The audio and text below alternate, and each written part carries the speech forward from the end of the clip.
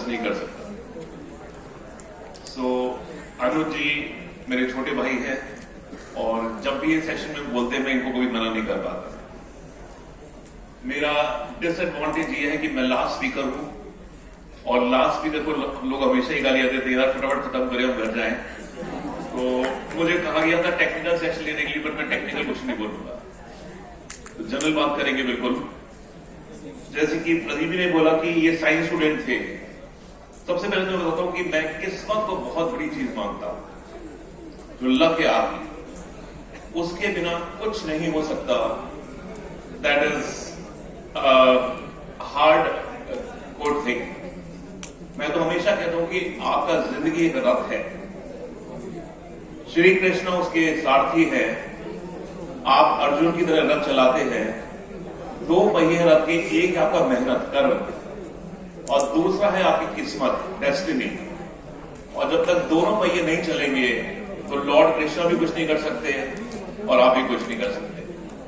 तो किस्मत एक बहुत बड़ा रोल होता है, चाहे लोग कुछ भी कहे, बट मैं किस्मत को एक बड़ा मेजर फैक्टर मानता हूं किसी के भी करियर में या सक्सेस में। आज मैं सो कॉल्ड सक्सेसफुल हूं, अगर आपको इसके सक्सेस के पीछे की कहानी बताता हूं क्या है कि लक कैसे फैक्टर प्ले करती है। मैं भी साइंस स्टूडेंट था और मैं भी साइंस स्टूडेंट था और 12th क्लास में हमारा एक अलग बैच होता था, स्कॉलर्स बैच।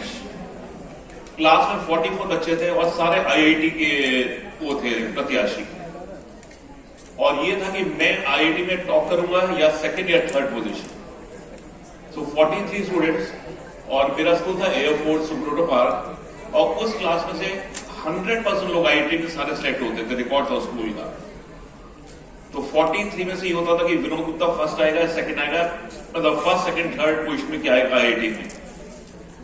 जब रिजल्ट आया आईआईटी का, पहली बार एयरफोर्स स्कूल में स्कॉलर्स बैच जो क्लास थी उसमें एक बच्चा आईआईटी में फेल हुआ, वो मैं था।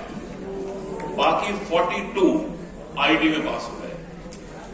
तो किस्मत थी, जो मर्जी कहिए। तो मैंने सोचा कि मेरे दोस्त सारे 5 साल में आईआईटी बन जाएंगे, और मुझे कहा गया कि अगले साल आप दीजिए आईआईटी, पास हो जाओगे। मैंने 1 साल जूनियर नहीं बन सकता, तो मैंने फिर सीए ज्वाइन कर ली। और आप सोचिए साइंस स्टूडेंट जब सीए ज्वाइन करता है कितना मुश्किल होता है। बट यहां मेरी किस्मत थी कि मैं सीए फाउंडेशन, इंटर, फाइनल सब पास करता चला गया। और एक पूरा भी खाली सुनी गया है 2.5 साल में मैं सीए बन गया, 2.5 साल। मैं सीए फाइनल में मेरी रैंक 2 थी। अभी सीए फाइनल में मेरी रैंक 2 थी, और हमारे जमाने में 7 पेपर होते थे, इंटरनेट टेस्ट नहीं होता था फाइनल में।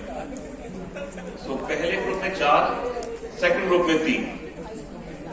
और जैसे आपको तो छुट्टियां मिलती है, हमारे जमाने में फिक्स होता था, अनुज जी आपको मालूम होगा, 1 से 7 तारीख तक पेपर होते थे, 1 से 7 मई और 1 से 7 नवंबर। मैंने दिया था 86 में, 1986 में, और हमें छुट्टियां मिलती थी 1 जुलाई से 31 अक्टूबर तक फॉर्म फिक्स होती थी छुट्टियां। मैंने 6 सब्जेक्ट तैयार कर लिए थे 20 अक्टूबर 86 तक। 20 अक्टूबर 1986 मेरे 6 सब्जेक्ट बिल्कुल तैयार हो गए थे। 7वां बच गया था ऑडिट, जिसको मैंने एक पेज भी खोल के नहीं देखा था। मैंने इंस्टीट्यूट का उस समय स्टडी मटेरियल उठाया, 2000 पेज का स्टडी मटेरियल था। मैंने 10 पेज पढ़े, रोना आ गया कि ऑडिट पास नहीं हो सकता। तो मेरे सीनियर होते थे, आप लोग जानते होंगे जीएस पन्नू, जो मेंबर ऑफ आईकेटी है। तो मेरा सीनियर हुआ करता था जीएस पन्नू, जो इस समय मेंबर ऑफ प्रेसिडेंट ऑफ आईकेटी थे। तो मैंने उसको फोन किया 20 अक्टूबर को ही कि पन्नू मैं सोच रहा हूं ग्रुप 1 ड्रॉप कर दूं। कहता क्यों? मैंने ऑडिट नहीं हुआ। कहता कोई बात नहीं, एक वो आती थी क्वेश्चन आंसर से किताब ऑडिट की, कहता ले आओ फटाफट। और उस समय वैसे फोन होते थे, काले फोन हाथ से जो करते थे। मैंने लगाया, कहता खोल बोल जय माता की। मैंने कहा जय माता की। कहता खोल ली किताब। मैंने खोली शुरू में, कहता 2 क्वेश्चन टिक कर ले। कहता बीच में से बोल जय माता की, 2 क्वेश्चन टिक कर ले। ऐसे 11 बार उसने मुझे बोला कि 22 क्वेश्चन हो गए। कहता है इनको कर जा जय माता की। मैंने उनको वाकई में, तो मैं आपको ये नहीं बोला आप ये करिएगा जय माता की, तो मैं आपको किस्मत का रोल बता रहा हूं। व्हाट इज किस्मत? मैंने 22 क्वेश्चन किए और मेरे आ गए थे 44 मार्क्स, बच गए। All India rank 2। अभी पूरे 1 मिनट में जो ऑल इंडिया रैंक 1 था, जो ऑल इंडिया रैंक 1 था, उसका नाम था Rajesh Khanna, and he is now very.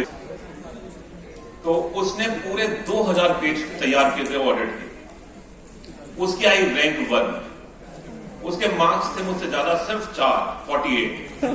मैंने देखा तू जो मर्जी बोल ले, मुकद्दर का सिकंदर तो मैं ही, जीता तो मैं ही।